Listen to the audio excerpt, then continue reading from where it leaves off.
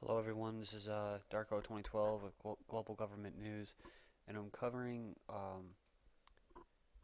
an article titled "Who to Review Its Handling of H1N1 Flu Pandemic." It was posted on Reuters, January 12th, 2010, and there's two stories that I'm gonna read or cover. The other one is this: Fury at Vaccine Scandal. Hundreds of public sector workers have claimed that their lives have been wrecked by vaccines, um, and say that government has abandoned them. So this is, of course, right about due time after the whole wave of vaccines or wave of fear that went around that was being disseminated from the top down from the CDC and WHO. And after the fact, a lot of these people didn't ended up not even taking the vaccine because one, they didn't trust it, and two, it wasn't even that bad of a flu. So there was a lot of hype behind it, and now there's stockpiles of vaccines that they want to get rid of. But just moving down here, it says Geneva, the World Health Organization, is to examine its handling of the H1N1 pandemic. That's right. The WHO's gonna, they're gonna examine themselves and how they dealt with this whole pandemic. Sorry. The group said on Tuesday after accusations by some politicians that it exaggerated the dangers of the virus under pressure from drug companies. The United Nations Health Agency will review the way it dealt with the outbreak of the swine flu once the pandemic has subsided, WHO spokesman Fadela Chaib told a news briefing. Criticism is part of an outbreak cycle. We expect and indeed welcome criticism and the chance to discuss it, she said, adding the WHO's review would involve independent outside experts and its results would be made public. Right. But she said it was too soon to say when the examination would take place or which experts would be involved.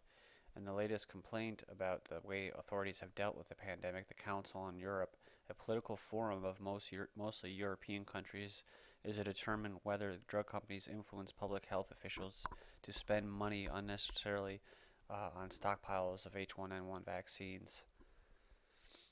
Chaib said the WHO took its work of providing independent advice to its 193 member states seriously and guarded against the influence of vested interests. Uh, you know, that's what the military-industrial complex is. It's political, it's technological, it's in banking, financial, it's in everything, and definitely in pharmaceutical. That is part of the military-industrial complex, and the government is used as a way to not only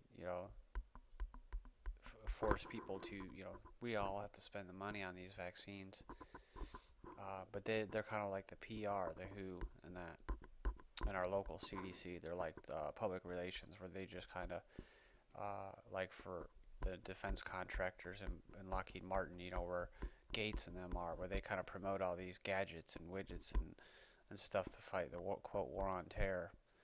Um, that's what they do. The same thing with these pharmaceutical companies. They're just there to get these things out to the people. But it's always two things. It's always A, it's always profit, and B, it's eugenics. So, reviewing demand. Several countries are cutting back orders for H1N1 vaccines as it becomes clear that the outbreak, declared a global pandemic by the WHO in June, is not as severe as first feared. Governments will have the opportunity to question the WHO about the H1N1 at a meeting of its 34-member board next week. The WHO's top flu expert, Keihi Fukuda, will brief the board on January 18th about the latest developments in the first influenza pandemic in more than 40 years. Developing countries still lack adequate access to both antivirals and vaccines despite donations from industrialized countries and drug makers, the WHO said. Some 200 million doses of H1N1 vaccine and funding of some 12 million have been pledged to date. It has been said in a document prepared for the board. Significant progress in international solidarity has been achieved through donations by developed countries and manufacturers, but overall access to antiviral medicines and vaccines in developing countries remains limited. GlaxoSmithKline, Novartis, and Sanofi-Aventis are among H1N1 vaccine producers. The WHO last week delivered donated H1N1 vaccine to Mongolia and Azerbaijan, the first of 95 developing and middle-income countries targeted to receive supplies. It's aimed to provide these countries with enough vaccine to cover 10% of the populations, with healthcare workers as a top priority. The WHO said last week that the southern hemisphere countries struck by H1N1 last year are now broadly protected against new infections, and sickness levels are declining in much of the northern hemisphere, including North America, where it first emerged last April. And I just wanted to say real quick, most of these countries that they're saying are developing, or like many in the southern hemisphere, the reason pandemics, can be worse down there or in wherever, um, is because the sanitary conditions, just basic sanitary conditions. In more industrialized nations, it just tends to be people tend to have more um, better hygiene or hygienic practices, better sanitation, sewage, and all that good stuff. So I think it has more to do with that. You raise the standard of living, and then you can also raise the health. But then, again, you got like in Norway, where you had a bunch of people that were struck by something that was H1N1. But then there was other cases where it was like this black lung that was in Ukraine and Poland and stuff. So I mean, there's man-made. That's why I said eugenics. It's man-made bio weapons. You know, there was articles that I posted that said, this H1N1, everything is pointing towards it being made in a lab. It's makeup. So, according to lab confirmed cases, swine flu has killed at least 12,799 people, but the real toll is much higher and will take several years to establish, the WHO says, which is a bunch more lies. So, you know what? I'm probably going to just cut it off here, and I'm going to cover the other articles separately. The one that's coming out of a UK newspaper talking about a bunch of cases, hundreds of cases of health workers working in the public sector for the government, firemen and police and health workers who are on the top priority. Um, they're pissed off because I guess they have a bunch of side effects from the vaccines. Because when you work for the government, you're kind of forced to take them. You can't opt out of it, but it is pretty hard, and it's socially it's a battle, because everybody just does what they're told. So, but yeah, so here it is, the WHO to review its handling of H1N1 flu pandemic, like in 9/11, where Bush appointed the 9/11 Commission, which did absolutely nothing to investigate the real terrorists of 9/11. This is the same thing.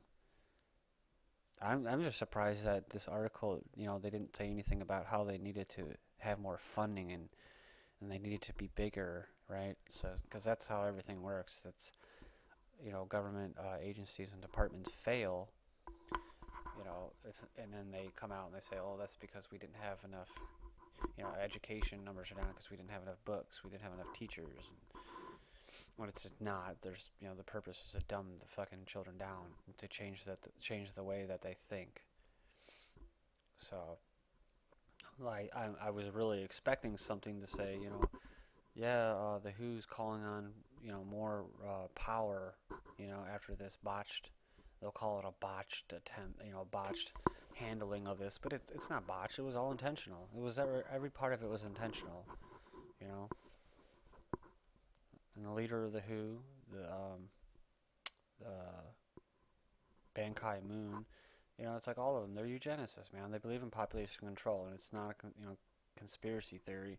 It's a well-known belief among people that are in high positions of power and wealth.